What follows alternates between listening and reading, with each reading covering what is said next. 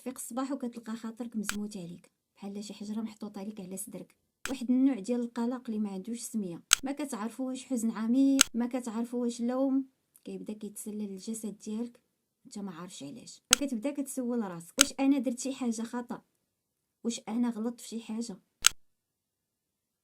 واش انا فعلا كنأذي الناس، واش انا صعيب او انا صعيبه لهاد الدرجه. هاد القصوحيه اللي كيوصفني بها الطرف الاخر هي فعلا فيا او لا كتعكس شي حاجه فيه. فما كتفهمش كيفاش من بعد علاقه حب او عشره طويله ولات نفسك بحال ديك المتهمه، ولات صورتك مهزوزه عند راسك، ولات ايضا الحقيقه عندك مشوشه. ما بقيتي عارفه شنو غتقدم ولا شنو غتوخر، وشكون اللي عنده الحق وشكون اللي غلط. اليوم غادي ندخلوا مع بعضياتنا لواحد العالم المخفي، وهذا العالم هو العالم ديال العقل النرجسي، ونفهموا كيفاش كيقدر انه يبرمج الوعي ديالك والعقل ديالك والكيان ديالك، باش كتولي كتعيش في واحد الفيلم انت ما فاهمش فيه حتى شي حاجه، ومع ذلك انت كتمثل فيه وكتعيش كل الاحداث ديالو كل التفاصيل ديالو، وكتولي فيه دائما انت هو داك البطل الشرير، واي حاجه وقعات كيعلقها عليك باللي كنت السبب فيها. سلام من نور الله لنفخة الروح فيكم، والسلام عليكم ورحمة الله وبركاته. يلا ونبداو. فأول حاجة خاصنا نفهموها هي كيفاش كيخدم الدماغ ديال النرجسي. اللي خاصكم تعرفوه هو أن النرجسي ماشي إنسان عادي في التعامل، ولكن هو واحد الشخص اللي كيعيش واحد الانفصال بينه وبين راسه، بينه وبين حقيقته، بينه وبين الشخصية الحقيقية اللي هو دائما تيحاول أنه يخبيها على الآخرين، خصوصا اللي قرابين ليه، ودائما كيعتمد على الناس باش يحس بهذيك القيمة الذاتية ديالو، ومن خلال داك التعامل ديالو معهم كيعطي لنفسه واحد القيمة اللي كيحس بها فقط ملي كيحضروا الأشخاص الآخرين.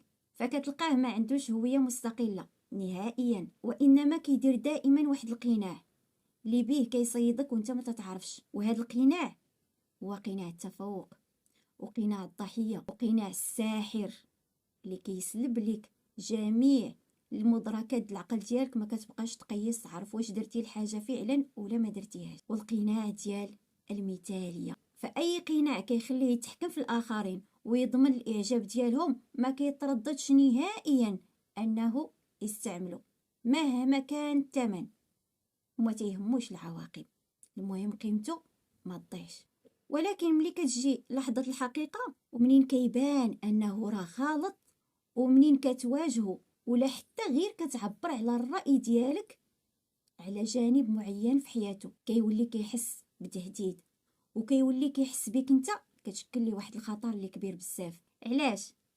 لأنه بالنسبة ليه الانتقاد كيساوي خطر على البقاء ديالو، قيمته غادي تهز، هذاك الجانب الضعيف عنده غادي يتكشف، وكلشي غادي يبان للعلن، وداكشي اللي دائما خايف من انه يوقع معاه صافي كيشوفه قريب جدا، فهكا كتشكل ليه واحد التهديد على البقاء ديالو، وماشي غير خطر عادي، وانما خطر كيهدد الوجود الداخلي ديالو، ومن تما كيبدا عنده الهجوم المضاد، فكتولي انت العدو ديالو وانت دم سنانو، وتيولي تيقول لك انه ماشي هو اللي غلط، وانما المشكل جاي منك انت، واخا تكون ما درتي معاه حتى حاجه. فخليونا نشوفوا 3 ديال التقنيات خفيه اللي كيستعملهم معاك النرجسي وكيطيحك في الفخ ديالو وانت ما عايقش وما فايقش ومبارقق عينيك، وفي الاخر الدقه كتجي فيك. فمن خلال هاد التقنيات كيحطك في هذاك الموقع ديال المتهم. فاول تقنيه هي الاسقاط، بحيث انه هو تيكذب وتيتهمك انك انت الكذاب، هو كيخون ولكن كيتهمك انك انت اللي ما فيكش ثقه، وانك انت اللي موسوس وغير كتختلق القصص والمواقف وكدير من الحبه قبه. فهو عنده نوايا كحله زحله، ولكن كيشوفك انت درامي وفيك قوه طبوحيد، والمسلسلات ديالك ما كيساليوش، فكتولي هنايا كتشك في راسك وكتبدا كتدافع على راسك، علما انه انت ما درتي والو في داك الشيء اللي جالس تيقولوا ليك. وهذه اكبر تصيده كيصيدك بها، بحيث انه تيحولك من واحد الجانب ديال انك ما درتي والو الجانب انك درتي وانك متهم، وانت كتولي كتبصم على راسك انه فعلا من خلال ردة الفعل ديالك اللا اراديه انك درتي، بحيث انه تيزرع عندك هذاك التأنيب ديال الضمير لداخل، وبالتالي المشاعر ديالك ما كيكونوش هما هادوك، كتحس براسك ماشي هو هذاك. فمادام انت كتعرف انك ما درتي حتى شي حاجه وان داكشي اللي تيقولوا ما منوش، ما ديرش جانب الدفاع معاه، ما تعبرش نهائيا على اي حاجه، قال ولا ما قال خليه يقول تما تاعيا، ما تعطيش ردة فعل نهائيا. لان كيف كتعطي ديك ردة الفعل الاولانيه كتولي كتحكم على راسك انك تحط العنق ديالك بين يديه ويبقى يخنق فيه ويدورو كيف بغى. فبالتالي كتولي كتشوف راسك بعينيه هو من خلال هادوك الاوصاف اللي هو سقطهم عليك، ومن خلال هادوك الاتهامات اللي هوايا رماهم عليك، ومن خلال هذاك الشك اللي نجح انه يزرعو فيك بينك وبين راسك. فكتولي كتشوف بعينيه، ما بقيتيش كتشوف بعينيك، والنتيجه كتكون انك ما كتبقاش طايق في راسك، وكتقول مع راسك يقدر فعلا هو راه بصح داكشي اللي تيقول، ولكن انا يقدر ما نكونش عارفه كذا كذا، يقدر ما نكونش عارف كذا كذا. فبالتالي كينجح في هذيك الخطوه الاولى انه كيسقط عليك هذيك النظره ديالو وكيخليك انك تشوف في راسك بنظرته هوايه. التقنيه الثانيه تعطيك واحد الضو غازي جدا، واحد الضو داير بحال الغاز، قلب لك به الواقع ديالك، كيخليك تقتنع بهذه الجزئيه انه ما دار حتى شي حاجه، وكيتبرأ من اي حاجه دارها ولو كانوا عليها اثباتات عندك. فكيبدا كيتهمك انك حساس بزاف وغامنوي، وبالتالي داك الصوت الداخلي ديالك كيبدا كيتهز، وكتبدا فعلا كتيق انه واش انا كندير من الحبه قبه، واش انا فعلا قنازه والميت فار، واش انا كنكبر الامور كيف قال، واش انا فعلا صعيب، واش انا فعلا صعيبه، واش فعلا انا ما كنسواش، واش فعلا انا ما فياش الرحمه، وكنسيء به الظن. فهنايا ملي كيخلي داك الكلام ديالو كيتسلل بحال شي سم لداخل ديالك، كتولي انت كتعامل بنفس الكلمات اللي هما عطاهم ليك، وكتولي كتشوف راسك بهم، وهنايا تحطي في المصيده ديالو. التقنيه الثانيه هو انه كيلومك بطريقه غير مباشره، واحد اللوم متخفي ما تيبانش ليك، ما كتحسش به نهائيا، بحال ديك الحيه تحت التبن. فمنين كتحاول تواجه بشي سلوك مؤذي كيبدا كيبكي او لا كيحس، كيخليك تحس بالذنب ناحيه هذاك الكلام اللي انت قلتي ليه او لا ديك المعامله اللي انت دافعتي بها على راسك، وكيبدا تيقول لي انا ما كنحسش براسي بخير، انت ما كتفهمنيش، انت ما كتحسش بيا، انت قلبك قاصح، انت ما فيكش الانسانيه. فكتبدا كتحول انت في موضع الجاني وهويا في موضع المظلوم، مسكين محقور ما دار حتى شي حاجه، انما انت هو الظالم، هو الحقار، انت هو اللي ما كتفهمش، انت هو اللي قلبك قاصح. فتيبدا عندك هنايا جوج الجوانب، جانب كيقول واه واش هادشي اللي درت هو فعلا انايا درت شي حاجه، انا ما قصدت شي حاجه. والصوت الثاني تيحسك بالذنب، وقيلا انا جرحته، وقيلا ما كانش عليا ندير هكا، وقيلا فعلا انا ظلمته.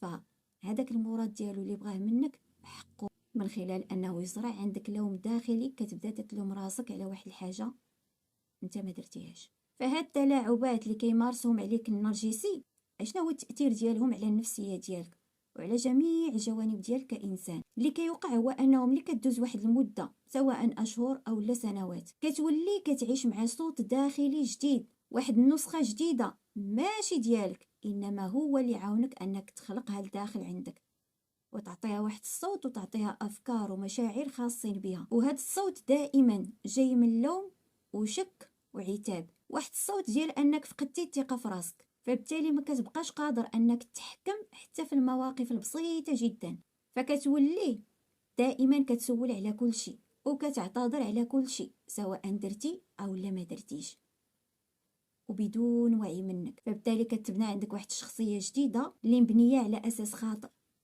واحد النسخه هو عطاك السيناريو ديالها وانت مثلتيها بامتياز. كتبني لراسك صوره مزيفه. شكون حطاها لك؟ حطاها لك النرجسي. كيف ما رسمها وكيف ما لونها كتولي انت كتقن الدور ديالها وبامتياز. وهاد الصوره للاسف كتبدا كتحطمك شويه بشويه، كتبدا كتذوبك شويه بشويه بصمت وبحزن عميق. اذا فكيفاش نخرج راسي من هاد الدوامه اللي انا عاونت الطرف الاخر انه يغرقني فيها؟ اول خطوه انك تكون واعي بكل السلوكيات ديالك والافكار اللي كيدوروا في راسك. على راسك، وتعرف باللي داك اللون ماشي ديالك، وتفهم باللي الواقع اللي انت رسمتيه لراسك خديتي السيناريو ديالو من عند الطرف الاخر، فبالتالي بنيتيه على اساسه واقع مشوش جدا، ما بقيتي كتشوف لا اليمين لا اليسار، ما بقيتي عارف اين اتجاه غتشد فيه، لان العقل ديالك والدماغ ديالك تعرض لواحد البرمجه خفيه انت ما رديتيش ليها البال، فعطيتي عقلك ودات كلها على طبق من ذهب للطرف الاخر كيلعب بها كيف ما بغى. فهذه هي الخطوه الاولى. الخطوه الثانيه هو انك تبني حدود مع راسك، فماشي ضروري انك تشرح، ماشي ضروري انك تفسر، ماشي ضروري انك تفسر وماشي ضروري انك تشرح. فالناس اللي كيتلاعبوا بالحقائق ما عمرك تحاول تقنعهم نهائيا وابدا، فكون معاهم بحال الحجره، ما كتعطي ولو رد فعل صغير جدا ناحيه اي حاجه قالوها لك. كتدخل في واحد الصمت، واحد الحياد، ماشي تجاهل ولكن حمايه لنفسك. الخطوه الثالثه انك ترجع تبني الصوت الداخلي ديالك بينك وبين راسك، كلمات اللي يكونوا صادقين، حيت ما كاين اللي كيعرفك قد راسك، انك كتستحق داك الحب الحقيقي، وانك كتستحق السلام، انك ماشي انت هو المشكل. فهضر مع راسك بكل لطف بكل صبر وتنفس، حيد من دماغك دوك الافكار اللي هما ماشي ديالك، وباش تمسح ديك البرمجه اللي تم برمجتك عليها واللي انت ماشي هو هذاك. وكترجع ايضا تقلب على الجوانب اللي ضعيفه عندك لداخل وانت ما عمرك كنتي قابلهم ولا رد ليهم البال، واللي على اساسهم هاد النرجسي كيولي كيلعب بك عليهم العشره، وتيولي دائما كيستغلهم فيك باش انه يغذي داك جانب الضعف اللي هو عنده. لذلك خدم على كل جانب ما عجبكش في راسك لداخل، وقوي جميع نقاط الضعف ديالك اللي عندك لداخل واللي انت دائما رافضهم، واللي على اساسهم كيحضروا هاد النرجسيين في حياتك.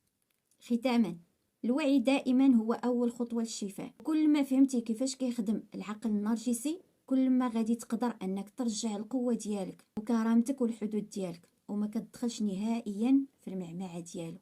فانت ماشي هو المشكل، وماشي خاصك تكون مثالي وتكون كامل مكمول وما تغلطش. حنا بشر ومن حقنا نغلطوا، ولكن الاهم الا غلطنا كنصحوا داك الغلط ديالنا. فاليوم خذ لحظه من وقتك وتنفس مزيان، وشوف شحال من مره بكيتي على واحد الحاجه انت ما درتيهاش، شحال من مره كنتي كترضي شخص ما كيترضاش، ومهما درتي اي حاجه على قبله الا انه كيطلب منك المزيد والمزيد، ومع ذلك دائما تيقول لك اش درتي كاع. من اليوم رد بالك لداك الصويت اللي عندك لداخل، فحص الكلمات ديالو والنغمات ديالها، وشوف هما واش جايين منك ولا تبرمجتي عليهم، وبني علاقه جديده مع ذاتك، علاقه ما مبنياش على الخوف ولكن على الحقيقه، وتعيش حقيقتك كيف ما خلقك عليها الله تعالى.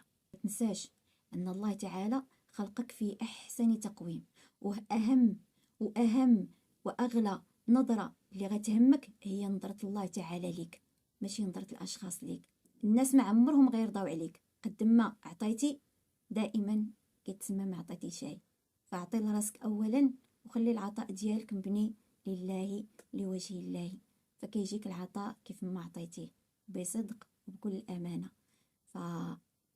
فراسك اولى. فسؤالي ليك، اشنا هما دوك الكلمات اللي كنتي كتصورهم في دماغك وكتطورهم في العقل ديالك واليوم عرفتي انهم فقط مجرد كذوب تقالوا لك وبرمجتي راسك عليهم من خلال داكشي اللي تقال لك؟ فخلي لي هذه الجزئيه في التعاليق. نور وسلام لارواحكم جميعا.